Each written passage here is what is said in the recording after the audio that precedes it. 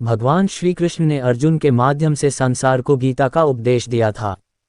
कृष्ण ने अर्जुन को गीता का पाठ तब पढ़ाया था जब उनके कदम महाभारत युद्ध की युद्ध भूमि में डगमगाने लगे थे। श्री कृष्ण के उपदेशों को सुनकर अर्जुन अपने लक्ष्य को पूरा करने की ओर अग्रसर हुए। कहा जाता है कि गीता में जीवन की हर एक परेशानी का हल मिल जाता है। गीता में कही गई श्री कृष्ण की बातें आज भी जीवन में आगे बढ़ते रहने की प्रेरणा देती हैं। ऐसे में किसी भी परेशानी का हल पाने और जीवन में सफलता पाने के लिए गीता की कुछ बातों का ध्यान रखना चाहिए। माना जाता है कि जो भी व्यक्ति गीता की इन 5 बातों का जीवन में अनुसरण कर लेता है वह हर काम में जरूर विजय हासिल कर लेता है। गीता उपदेश के दूसरे अध्याय को जानने से पहले अगर आपने चैनल को सब्सक्राइब नहीं किए हैं तो जल्दी से सब्सक्राइब कर ले ताकि अगले वीडियो का नोटिफिकेशन सबसे पहले आपके पास पहुंचे।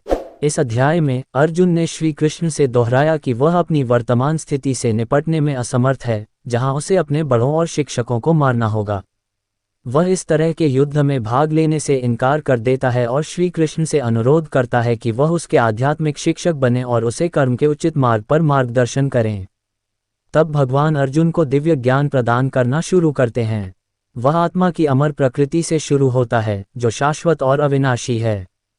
मृत्यु केवल भौतिक शरीर को नष्ट करती है, लेकिन आत्मा अपनी यात्रा जारी रखती है। जिस प्रकार मनुष्य अपने पुराने वस्त्र त्याग कर नए वस्त्र धारण करता है, उसी प्रकार आत्मा एक जन्म से दूसरे जन्म में शरीर बदलती रहती है। भगवान अर्जुन को याद दिलाते हैं कि एक योद्धा के रूप में उनका सामाजिक दायित्व धर्म की रक्षा के लिए लड़ना है। वे समझाते हैं कि अपने सामाजिक कर्तव्य का पालन करना एक पुण्य कार्य है जो उसे स्वर्ग तक ले जा सकता है, जबकि लापरवाही केवल बदनामी और अपमान की ओर ले जाती है। सबसे पहले श्री कृष्ण अर्जुन को सांसारिक स्तर पर प्रेरित करने का प्रयास करते हैं। फिर वह और गहराई में जाकर अर्जुन को कर्म विज्ञान समझाने लगते हैं। वह अर्जुन से फल की चिंता किए बिना अपने कर्म करने को कहते हैं। पुरस्कार की इच्छा के बिना कार्य करने के इस विज्ञान को बुद्धि योग या बुद्धि योग कहा जाता है। वह आगे सलाह देते हैं कि काम से पुरस्कार की इच्छा को नियंत्रित करने के लिए बुद्धि का उपयोग किया जाना चाहिए। ऐसी भावना से कार्य करने से बंधन पैदा करने वाले कर्म बंधन तोड़ने वाले कर्म में बदल जाते हैं और दुखों से परे की स्थिति प्राप्त हो सकती है। अर्जुन उन लोगों के बारे में अधिक जानने के लिए उत्सुक है जो दिव्य चेतना में स्थित हैं। इसलिए श्री कृष्ण बताते हैं कि कैसे पारलौकिकता प्राप्त व्यक्ति आसक्ति, भय और क्रोध से मुक्त होते हैं। वे हर परिस्थिति में अविचल और संतुलित रहते हैं। अपनी इंद्रियों को वश में करके वे अपने मन को हमेशा भगवान में लीन रखते हैं। वे मन के क्लेशों की प्रगति की भी व्याख्या करते हैं, जैसे कि लोभ, क्रोध, वासना आदि, और सलाह देते हैं कि इन पर कैसे विजय पाई जा सकती है। संजय उवाच तम तथाकृप्य विष्णुमश्रुपूर्णाकुलेक्षणम विषीदन्तमिदं वाक्यमुवाच मधुसूदन। इसका अर्थ है, संजय ने कहा, अर्जुन को दया से अभिभूत, उसके मन में शोक तथा आंखों में आंसू भरे देखकर श्री कृष्ण ने ये शब्द कहे। अर्जुन की भावनाओं का वर्णन करने के लिए संजय ने कृपया शब्द का प्रयोग किया है, जिसका अर्थ है दया या करुणा। ये करुणा 2 प्रकार की होती है। एक दिव्य करुणा है जो भगवान और संत भौतिक क्षेत्र में आत्माओं के प्रति महसूस करते हैं, भगवान के वियोग में उनके दुख को देखते हुए। दूसरी भौतिक करुणा है जो हम दूसरों के शारीरिक कष्ट को देखकर महसूस करते हैं। भौतिक करुणा एक उत्तम भावना है जो पूरी तरह से निर्देशित नहीं है। ये कार के स्वास्थ्य को लेकर जुनूनी होने के समान है, जबकि अंदर बैठा ड्राइवर भोजन के लिए भूखा है। अर्जुन इस दूसरी तरह की भावना का अनुभव कर रहा है।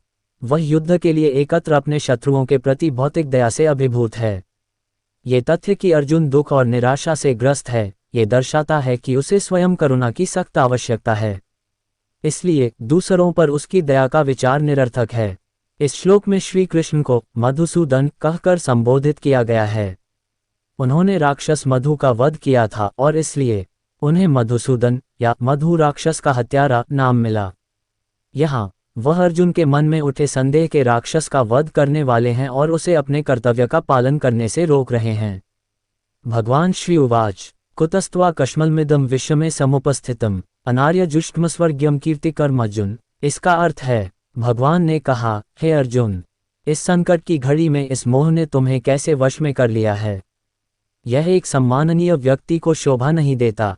यह उच्च लोकों की ओर नहीं, बल्कि अपमान की ओर ले जाता है। हमारे पवित्र ग्रंथों में आर्य शब्द का अर्थ किसी जाति या जातीय समूह से नहीं है। मनुस्मृति में आर्य की परिभाषा एक उच्च विकसित और सुसंस्कृत व्यक्ति के रूप में दी गई है। आर्यन का अर्थ अच्छाई है, जैसे पूर्ण सज्जन शब्द का अर्थ है। वैदिक शास्त्रों का उद्देश्य मनुष्यों को हर तरह से आर्य बनने के लिए प्रेरित करना है। श्री कृष्ण अर्जुन की वर्तमान स्थिति को उस आदर्श के साथ संघर्ष में पाते हैं और इसलिए वर्तमान परिस्थितियों में इस आदर्श स्थिति को कैसे जीना है, इस बारे में उसकी उलझन की ओर ध्यान दिलाते हुए उसे फटकारते हैं। भगवद गीता या भगवान का गीत प्रभावी रूप से यहीं से शुरू होता है, क्योंकि श्री कृष्ण, जो अब तक चुप थे, इस श्लोक में बोलना शुरू करते हैं। भगवान सबसे पहले अर्जुन में ज्ञान की भूख जगाते हैं। वे ये बताते हुए ऐसा करते हैं कि उनकी भ्रम की स्थिति अपमानजनक है और सद्गुणी व्यक्तियों के लिए अनुपयुक्त है। फिर वे अर्जुन को भ्रम के परिणामों की याद दिलाते हैं, जो दर्द, बदनामी, जीवन में असफलता और आत्मा का पतन है। उसे सांत्वना देने के बजाय श्री कृष्ण अर्जुन को उसकी वर्तमान स्थिति के बारे में असहज बना रहे हैं। जब हम भ्रमित होते हैं तो हम सभी असहज महसूस करते हैं, क्योंकि यह आत्मा की स्वाभाविक स्थिति नहीं है। असंतोष की यह भावना, यदि उचित दिशा में निर्देशित की जाए, तो सच्चे ज्ञान की खोज के लिए एक शक्तिशाली प्रेरणा बन सकती है। संदेह का उचित समाधान व्यक्ति को पहले की तुलना में अधिक गहरी समझ हासिल करने में मदद करता है। इस प्रकार भगवान कभी कभी जानबूझकर किसी व्यक्ति को उथल पुथल में डाल देते हैं, ताकि वह भ्रम को दूर करने के लिए ज्ञान की खोज करने के लिए मजबूर हो जाए। और जब संदेह अंततः हल हो जाता है, तो वह व्यक्ति समझ के उच्च स्तर पर पहुंच जाता है।